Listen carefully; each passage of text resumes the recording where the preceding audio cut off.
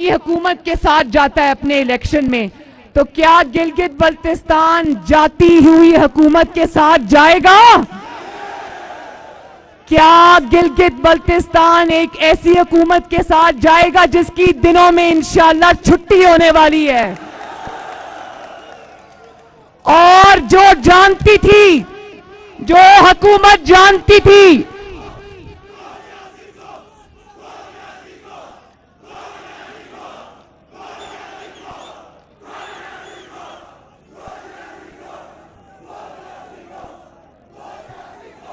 और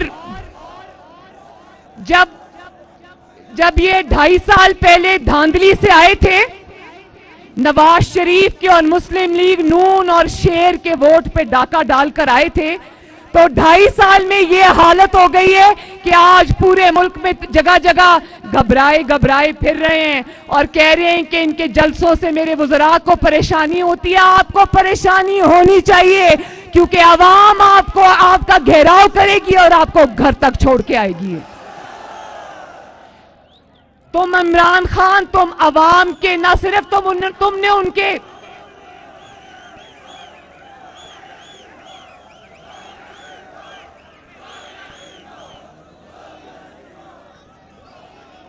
इमरान खान और ये हुकूमत सिर्फ आपकी इसलिए मुजरिम नहीं है कि इन्होंने आपके वोट पर डाका डाला है, ये इसलिए आपकी मुजरिम है कि आपके घरों से रोटी और आपके घरों से सुकून, आपकी नौकरियां, आपकी खुशियां इन्होंने छीन ली हैं।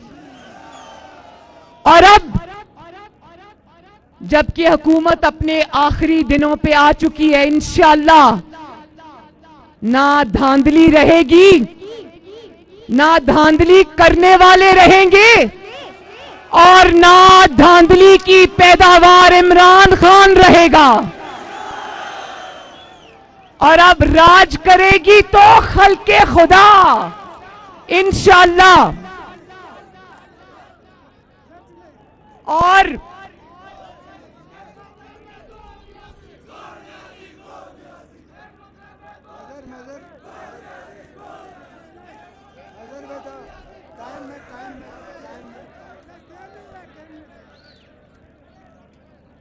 आज मुल्क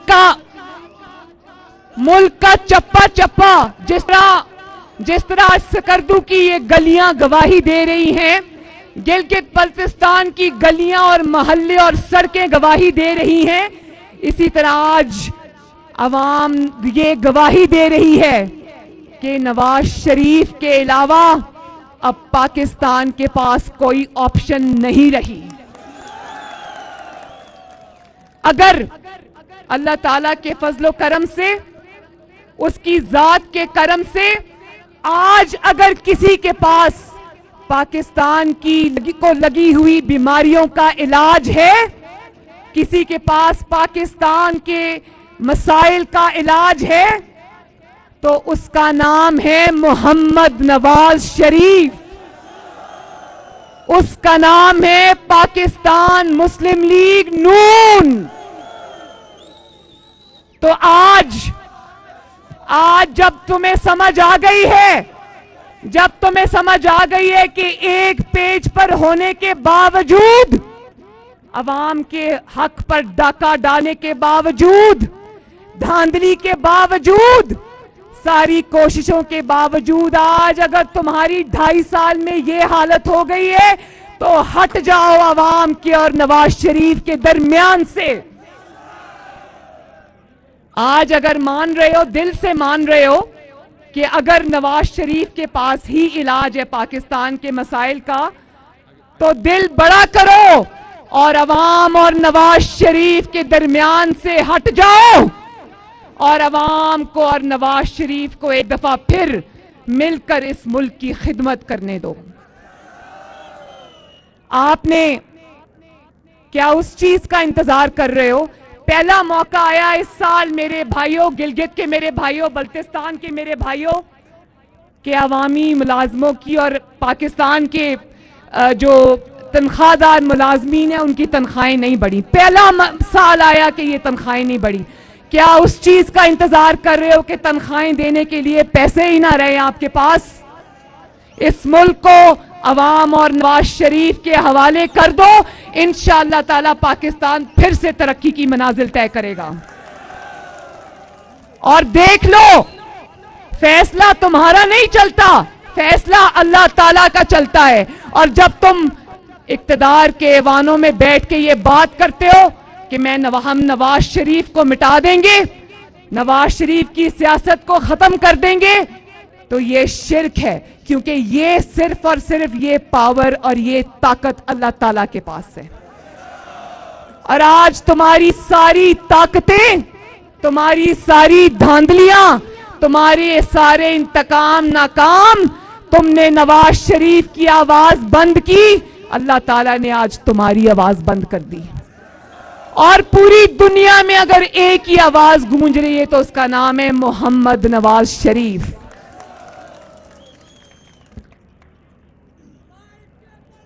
और मेरे नौजवानों, मेरे बच्चों, आप मेरे दिल के बहुत करीब हो। अब मैं गिलगित बल्तिस्तान के अपने नौजवानों से मुखातिब हूं और आज इस जलसे के थ्रू पाकिस्तान के अंदर फैले तूलो अर्ज पर सारे नौजवानों से मुखातिब हूं। और मैं आपको यह कहती हूं कि अपने हक के लिए अब खड़े हो जाओ, अपने हक को मत छोड़ना। हुकूमतें लाने और वापस ले जाने का, हुकूमतें मुंतखब करने का और उनको घर भेजने का इख्तियार सिर्फ और सिर्फ खल्के खुदा के पास है। जो हमारे बुजुर्गों ने, हमारे से पिछली नस्लों ने सह लिया, वो सह लिया। आज अपनी बहन मरियम नवाज के साथ वादा करो कि अब अपने हकूक पे डाका डालने की इजाजत किसी को नहीं दोगे। समझ आ रही है ना? अपने वोट को दूसरों के पांव के नीचे रौंदने की इजाजत नहीं दोगे। अपने हक के लिए खड़े होगे। भेड़ बकरियों वाला सलूक बर्दाश्त नहीं करोगे। और अपने जो आपका हक है, चाहे वो नवाज शरीफ ने आपके लिए सड़कें बनाई हैं, सुना है कि 72 साल में जो सड़कें नहीं बनी नवाज शरीफ ने बना दी। 70 साल में गिलगित बल्तिस्तान को यूनिवर्सिटी नहीं मिली, वो नवाज शरीफ ने अल्हम्दुलिल्लाह आपको दी। तो ये जो हक है ना आपका, ये एहसान नहीं है, ये हक आपका आपको मिलना चाहिए, इस हक से भी ज्यादा मिलना चाहिए। लेकिन मेरे नौजवानों, मेरे बच्चों, ये बात याद रखना, जब ये हक आपको भीख की तरह दिया जाए तो इनकार कर देना। खुददार नौजवान बनना, अपना हक को सर उठा के लेना। ये मेरे नौजवानों का मुस्तकबिल नहीं है कि वो फेसबुक पर कुछ लिखे या वो ट्विटर पे कुछ लिखे या वो कोई बात करें और रात को वीगो डाले आके उनको उठा के ले जाएं। ये हम नहीं होने देंगे। बोलो, ये हम नहीं होने देंगे।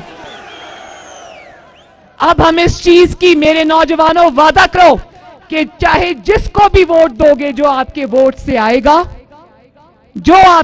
आएगा, वो किसी इकामे पे फिर नहीं निकाला जाएगा। और उसके लिए आवाज उठाओगे। अपने नुमाइंदे जो आपके खिदमतगार हैं, उनके लिए खड़े होगे, उनकी इज्जत की, उनकी नामूस की और अपने वोट की पर्ची होगे। क्योंकि जिसकी अपनी कोई इज्जत ना हो, जो खुद कशकोल उठा के फिरता हो, जिसको लाने वाला कोई और हो, जिसको चलाने वाला कोई और हो, जो अपने हक के लिए, अपनी इज्जत के लिए खड़ा ना हो सके, वो आपके लिए क्या खड़ा होगा? मुझे इस चीज का जवाब दो। और मेरे नौजवानों, गिलगित बल्तिस्तान के नौजवानों, मुस्लिम लीग नून के 9 लोगों को इन्होंने तोड़ लिया। तो मेरे साथ ये वादा करो कि लोटों को वोट नहीं दोगे, क्योंकि लोटों की जगह बाथरूम्स में है। लोटों की जगह किधर है? क्योंकि जो जरा सा दबाव बर्दाश्त ना कर सके, जो सिलेक्टर्स और सिलेक्टेड का जरा सा दबाव बर्दाश्त ना कर सके, वो आपके लिए क्या दबाव, आपके लिए क्या खड़ा होगा? जो अपने लिए खड़ा नहीं हो सकता वो आपके लिए क्या खड़ा होगा? और जो दबाव में आके आपके वोट की हुर्मत को पांव के नीचे कुचल कर चला जाए, वो आपके लिए क्या खड़ा होगा? वो आपकी क्या खिदमत करेगा? तो लोटों को रखेंगे बाथरूम्स में, उनकी जगह बाथरूम्स में, उनकी जगह आपके वोटों के डब्बों में नहीं है। तो वोटों, ये जो लोटे हो गए ना, इनको निशाने इबरत बना के आना। कोई इनको वोट मत डाले ताकि इनको पता चले कि अवामी नुमाइंदा होना कितना बड़ा एक जिम्मेदारी है, कितनी वो एक ऐसी जिम्मेदारी है कि जब आप उसका लिहाज नहीं करते तो फिर आपको वोट लेने का कोई हक नहीं है। आपको चुप करके मुंह छुपा के अपने घरों में बैठना चाहिए। और मैं नवाज शरीफ साहब से भी और अपनी जमात से भी, मेरे बड़े शाहिद खाकान अब्बासी साहब और परवेज रशीद साहब यहाँ तशरीफ फरमाएं, बरजीस ताहिर साहब तशरीफ फरमाएं, मैं हाथ जोड़कर अपनी जमात से भी ये अर्ज करूंगी कि आइंदा किसी लोटे को टिकट नहीं देना। और ये जो आपके सामने मेरे बुजुर्ग वफा का पहाड़ खड़ा है, जो सोने में तोलने के लायक है,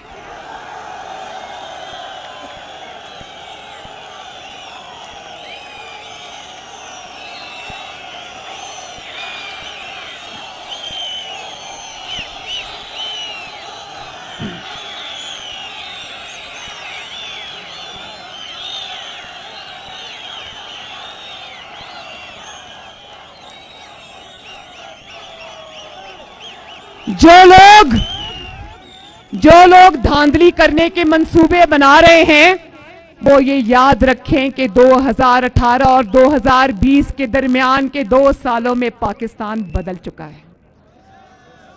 अब ना लोटों को वोट मिलेगा, ना धांधली करने वाले बचेंगे, ना धांधली करवाने वाले बचेंगे। सबको अवामी गैज़ो गजब और कहर का सामना करना पड़ेगा।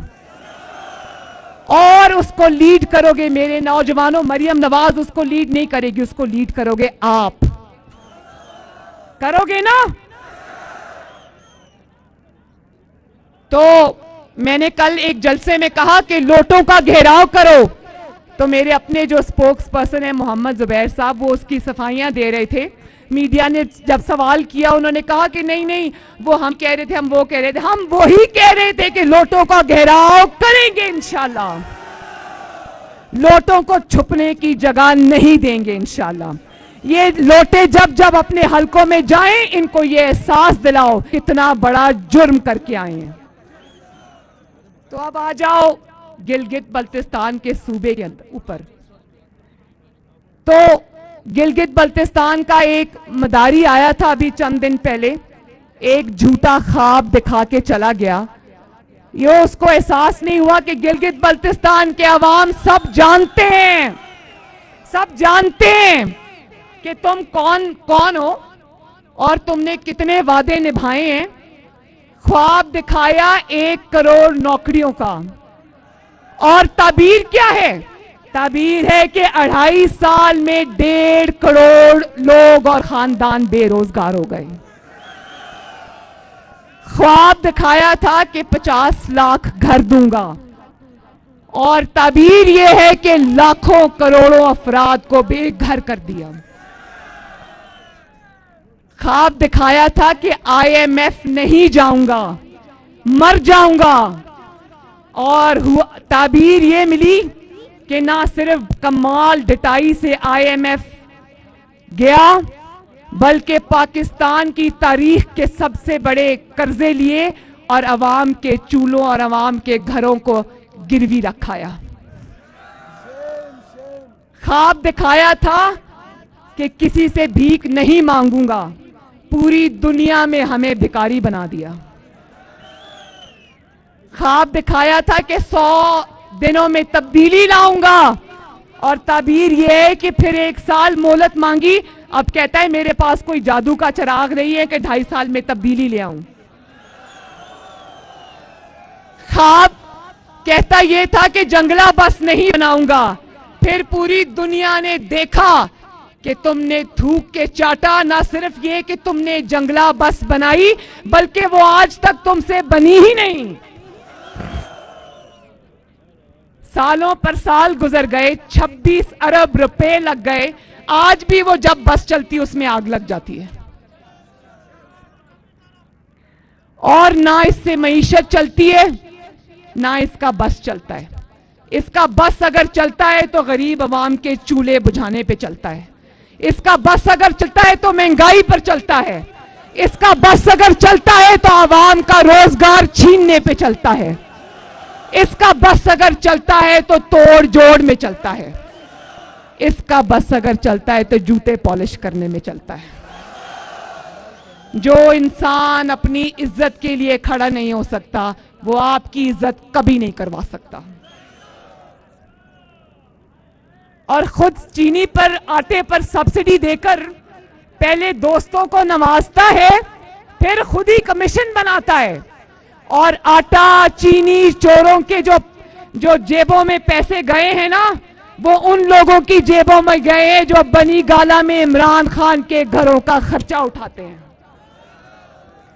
खुद ही महंगाई करता है और फिर महंगाई का नोटिस लेता है। और जब महंगाई का नोटिस लेता है तो महंगाई और ज्यादा बढ़ जाती है। अब तो लोग ये कहने लगे हैं कि खुदा का वास्ता है तुम नोटिस ना लिया करो। और अब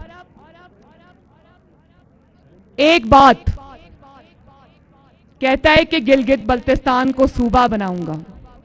ये इज्जत तुम्हारे नसीब में नहीं लिखी। इंशाअल्लाह अगर गिलगित बल्तिस्तान को कोई सूबा बनाएगा, इंशाअल्लाह उसका नाम है मोहम्मद नवाज शरीफ। और ये बात किसी ने नहीं की, ये बात आज मैं कर रही हूं कि अगर वो सूबा बनाएगा इंशाअल्लाह, जो कि वो बनाएगा आप सबके इंशाअल्लाह ताला आपकी मदद के साथ, अल्लाह की मदद के साथ, तो ये नहीं करेगा कि एनएफसी अवार्ड के थ्रू जो पैसे हैं वो उनमें कटौती करके आपको दे दे। जब सूबा बनेगा तो अभी जो आपको मिल रहा है इंशाअल्लाह ताला उससे कम नहीं, उससे ज्यादा मिलेगा इंशाअल्लाह ताला।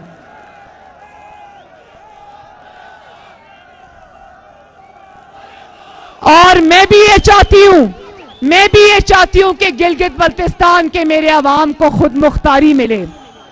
आपको ना सिर्फ सूबा बने, आपको खुद मुख्तारी मिले।